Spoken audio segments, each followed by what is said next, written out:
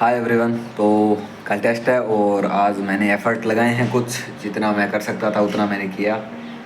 और अभी रिवीज़न मैंने नहीं स्टार्ट किया क्योंकि जो भी लेक्चर वगैरह थे उनको निपटाने में टाइम लग गया। अभी थोड़ा बहुत है पर कोई बात नहीं। पर आज रात तक मैं सोच रहा हूँ मैं बायो का रिवीज़न और हो सके तो फिज़िक्स का पूरा रिवीज़न कर लूँ। उसके बाद सुबह उठ के केमिस्ट्री का रिवाइज़ करके फिर टेस्ट है तो वो दे लूँगा। टेस्ट देने के बाद जो भी मेरे को लगेगा कि ये बैकलॉग वगैरह है उसको क्लियर करना चाहिए उसको करूँगा, या फिर एनसीईआरटी रीड करूँगा। जो भी चीज़ें हैं पहले बैकलॉग क्लियर करूँगा फिर एनसीईआरटी वगैरह रीड करूँगा। और देखो मैं कह रहा हूँ जितना आप एनसीईआरटी रीडिंग के लिए अगर टाइम निकाल रहे हो ना, तो उस हिसाब से आपको थोड़ा क्वेश्चन प्रैक्टिस के लिए भी टाइम निकालना पड़ेगा।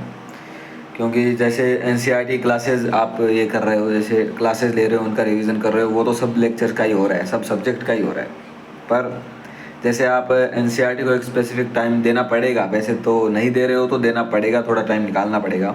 और अगर दे रहे हो तो थोड़ा टाइम आपको एक्स्ट्रा क्वेश्चन प्रैक्टिस के लिए हर रोज़ देना पड़ेगा। स्टार्टिंग में चाहे 15 मिनट ही दे पाओ हर रोज़, पर एक्स्ट्रा अलग से टाइम देना पड़ेगा।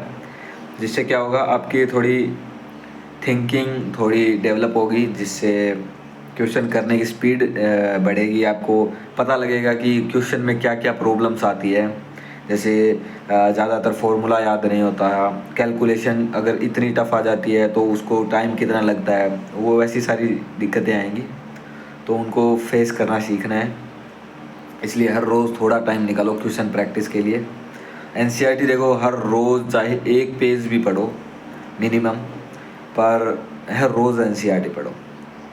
क्योंकि जिससे बेनिफिट होगा आपको अभी नहीं लगेगा, आपको अभी लगेगा कि इतना मतलब दिक्कतें आएंगी। क्योंकि स्टार्टिंग जब करते हैं ना आप, तो हम सोच तो लेते हैं कि लेक्चर लेंगे उसके बाद रिवीजन करेंगे, एनसीईआरटी करेंगे, ये करेंगे वो करेंगे।